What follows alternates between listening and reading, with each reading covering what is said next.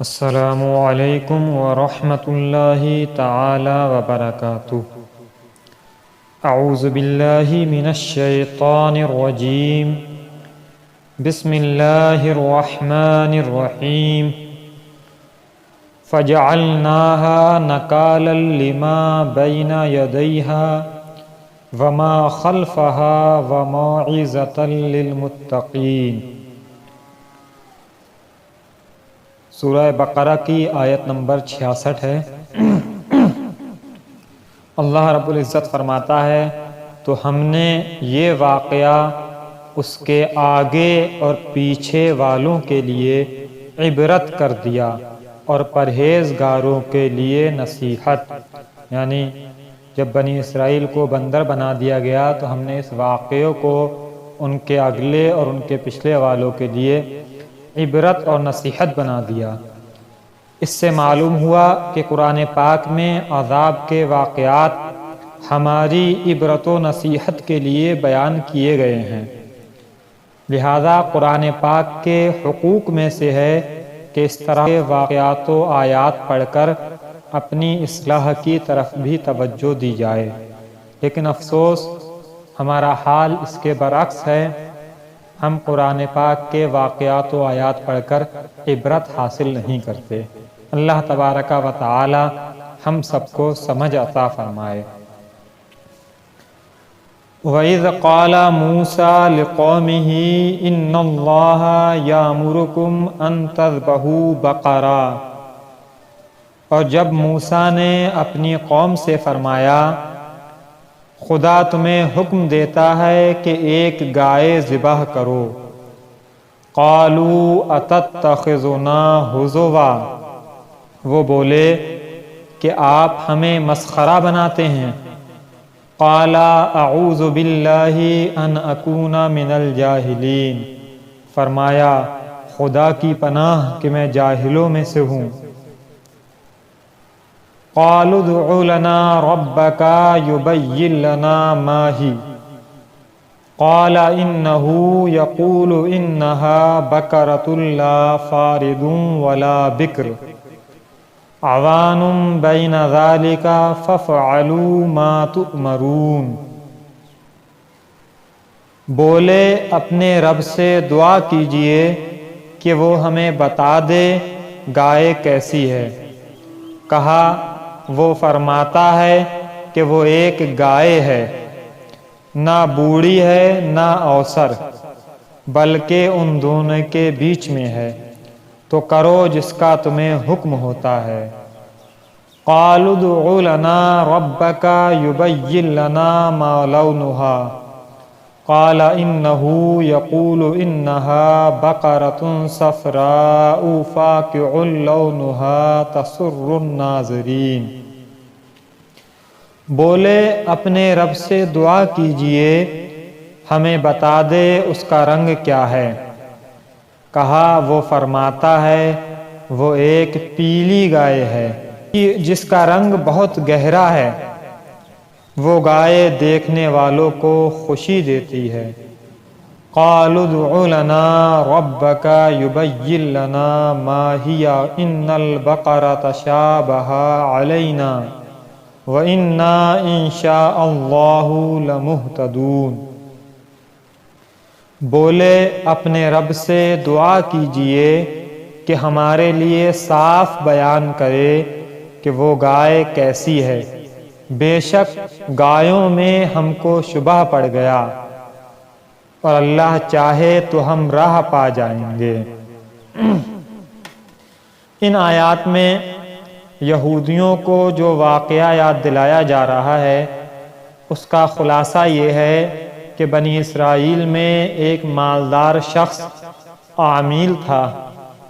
اس عامیل کو اس کے ایک عزیز نے خفیہ طور پر قتل کر کے دوسرے محلے میں ڈال دیا تاکہ اس کی میراث بھی لے لے اور اس کے خون کا بدلہ بھی، اور پھر دعویٰ کر دیا کہ مجھے خون بہا دلوا دیا جائے۔ قاتل کا پتہ نہیں چلتا تھا۔ وہاں کے لوگوں نے حضرت موسیٰ علیہ السلام سے درخواست کی کہ آپ دعا فرمائیں کہ اللہ تعالی حقیقت حال ظاہر فرمائے۔ اس پر حکم ہوا کہ ایک گائے ذبح کر کے اس کا کوئی حصہ مقتول کے ماریں، وہ مقتول زندہ ہو کر قاتل کے بارے میں بتا دے گا۔ لوگوں نے حیرانی سے کہا کہ کیا آپ ہم سے مذاق کر رہے ہیں؟ کیونکہ مقتول کا حال معلوم ہونے اور گائے کے ذبح کرنے میں کوئی مناسبت معلوم نہیں ہوتی۔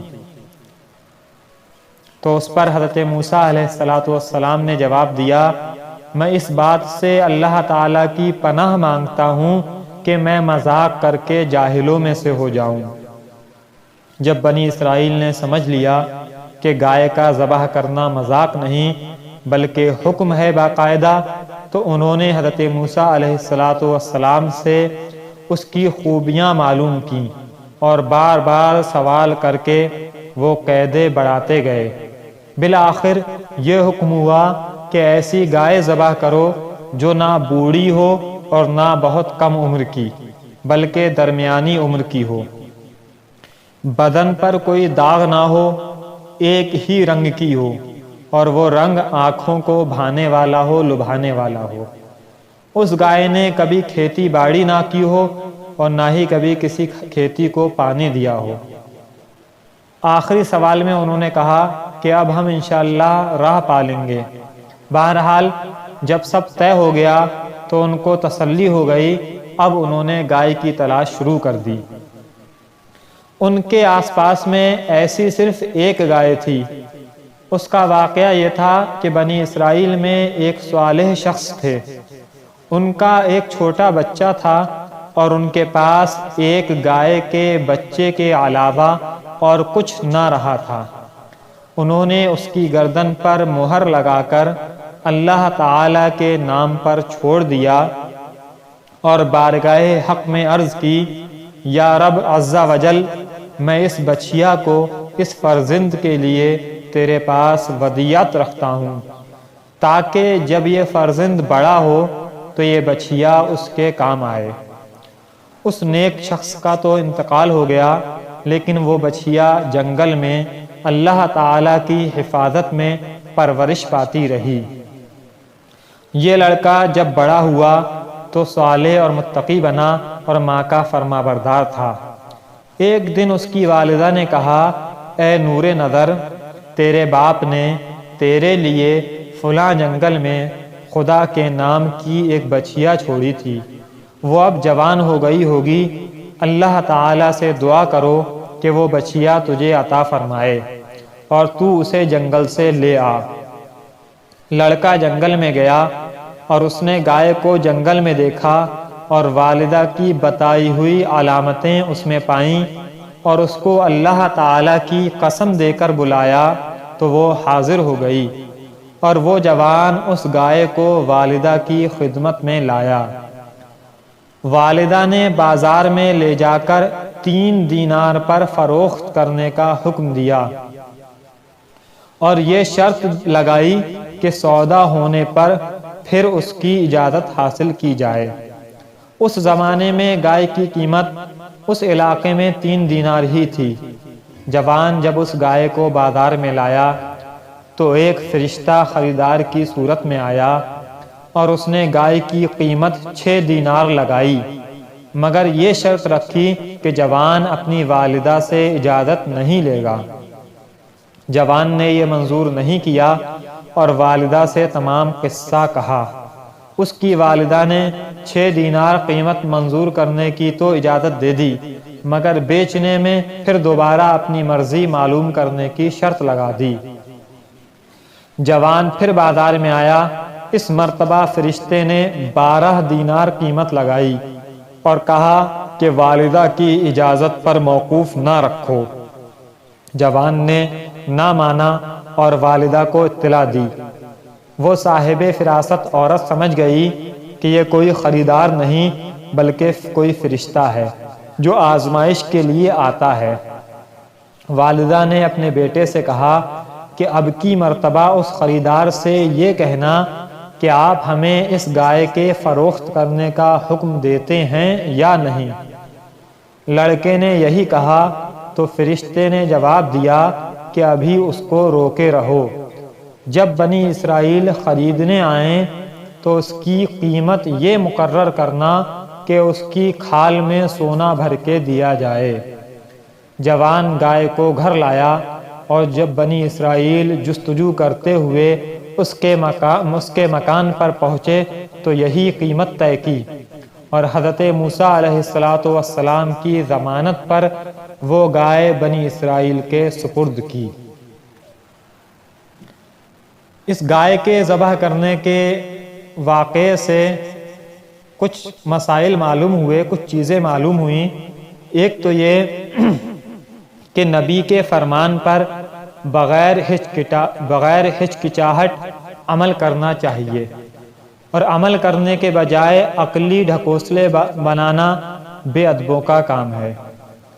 یہ بھی معلوم چلا کہ پیغمبر جھوٹ، دل لگی اور کسی کا مذاق اڑانا وغیرہ عیبوں سے پاک ہیں، اور یہ بھی پتہ چلا کہ شرعی احکامات سے متعلق بیجا بحث مشقت کا سبب ہے۔ حدیث شریف میں ہے کہ اگر بنی اسرائیل بحث نہ کرتے تو جو گائے ذبح کر دیتے وہی کافی ہو جاتی، اور یہ بھی پتہ چلا اس سے کہ انشاءاللہ کہنے کی بہت برکت ہے۔